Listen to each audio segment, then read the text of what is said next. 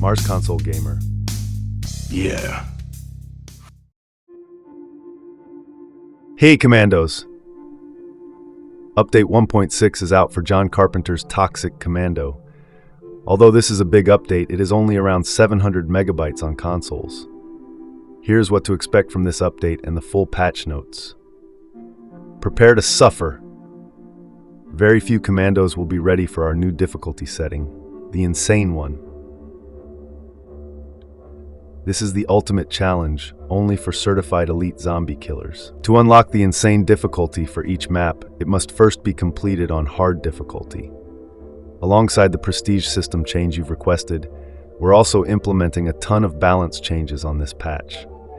The defender becomes quite a bit stronger, and the medic is a bit tuned down.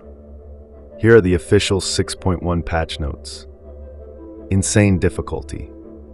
Prepare to suffer. This difficulty setting is impossible to pass without a maxed out player progression. We added rewards for completing the game on Insane difficulty as well. Changes we've made to the Insane difficulty, following the public test server are: slightly reduced damage dealt by roamers on Insane difficulty, lowered health points for roamers on Insane difficulty, prestige weapon system update.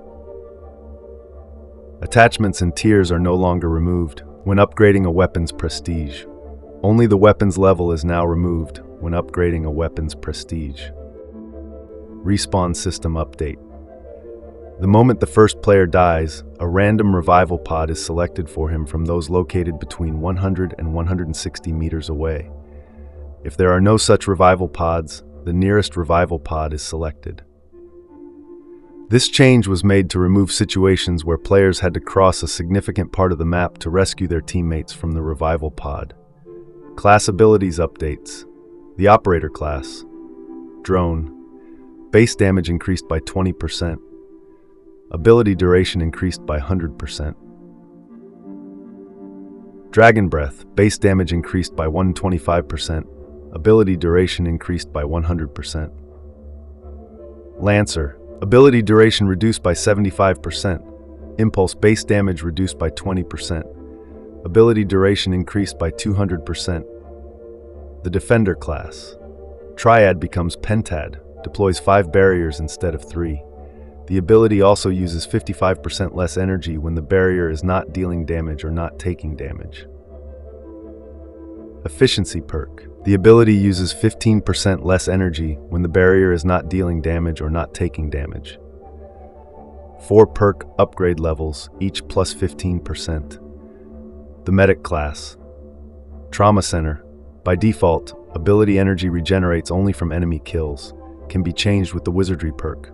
Ability duration reduced by 50%. Emergency Aid. By default, ability energy regenerates only from enemy kills. Can be changed with the Wizardry perk. The Wizardry perk. Passive ability energy regeneration increased by 1% per second. The Strike class. Shatterblast. Passive ability energy regeneration time increased 18 times, 20 seconds. Cluster explosion damage increased by 33%. Sentinel. Projectile damage increased by 33%.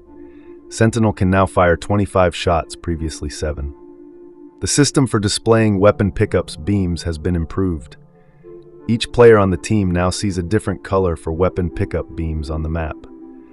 The color of beam corresponds to the rarity of the weapon in each player's profile progression. New options for remapping keyboard keys for inputs have been added. Bug fixes. Hellspawn could have remained invincible in the final stage of the pit. The Defender class. Temporary armor which was lost due to any damage cannot be restored by re-entering the shield.